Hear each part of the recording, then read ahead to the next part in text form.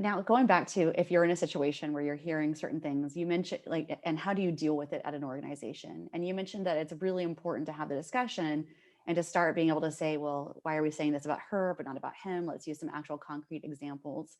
Do you Mhm. have any other thoughts about how you might be able to drive some changes at an organization if you're not leading the company or even leading that department? Is there anything that you can do, or is it time to start looking for a different Yeah. culture? Well, is this important for you to know where does your leader stand? Because your growth and your ability to implement it's as far as your leader can take you.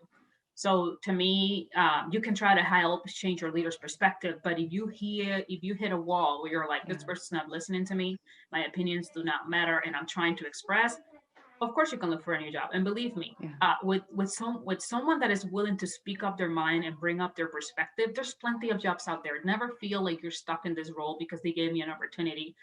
Women are more thankful than men for being given an opportunity. Yeah. And that needs to stop. Like, we deserve this role as much as they do. We are in 2021, and there's, especially in IT, companies, in this particular, for the particulars we're talking about, but in any other organization, like, they want to be able to represent and have different opinions. There's many companies that do that. But in order for you to drive change, you need to be able to help shape people's perspective. And by that is when that person's being aggressive, or being presented as aggressive, are Yeah. you really hearing what they're saying and bringing that up? Also, you need a coach, right? You need a Yeah. coach that can help you personally. If you are constantly being accused as aggressive, have an accountability partner in the room. Try to get a coach. If you really think like, hey, I've always been told that I'm aggressive, reach out to someone that you care about and you value their opinion. First, kill the myth. Is it really that I'm coming across as aggressive, or is it that someone else can handle my perspective? Yeah. And 9 times out of 10 is the way you're saying it that is Mhm. coming across that way. And it's not the actual value of what you're saying. So don't let the way in which you're saying it become the problem.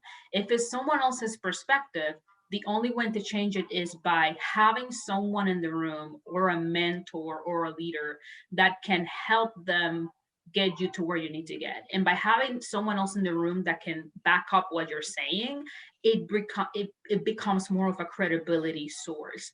Yeah. I do also want to say, do be careful not to become aggressive, but don't be apologetic.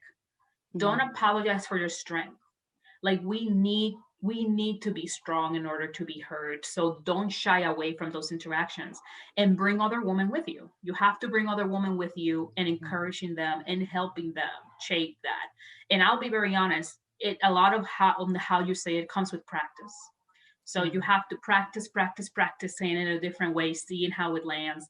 Keep a journal on when you came across aggressive, when something landed really well. You will know because someone asked you in the room, say, hey, when you said that, that was awesome. Write that down in your journal so you can be like, okay, what did I say there that was different than the last time I said it?